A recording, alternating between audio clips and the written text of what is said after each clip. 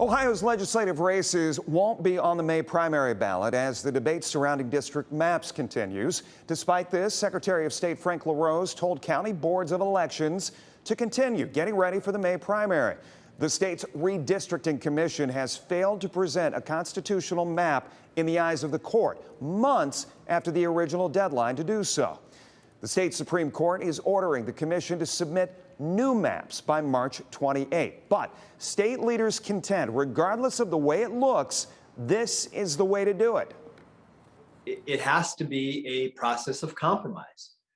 I believe that the last map that the commission drew was constitutional.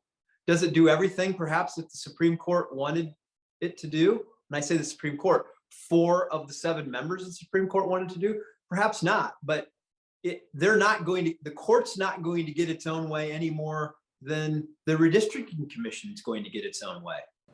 The lieutenant governor wants people to realize this is a new process the state is implementing for the first time, and he said the ultimate goal is to keep communities together, to create political balance, and to follow the Constitution.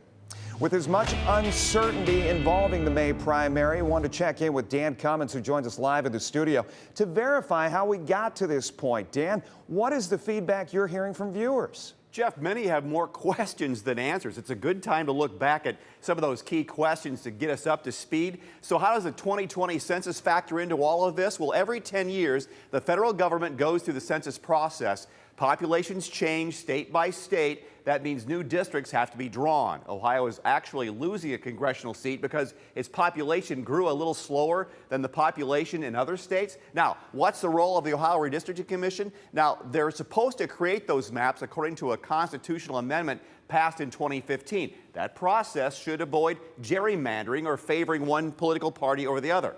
The commission presented 3 different maps of Ohio districts.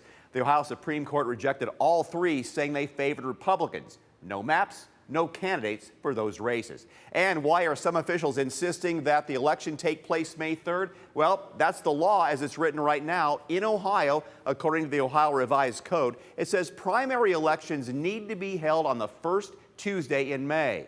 That's why the state suggested a primary election without state Senate and state rep races to avoid a conflict with the written law. Now, some are arguing that Ohio should just move the primary date. As of now, that's not officially in the works. With your Verify, I'm Dan Cummins.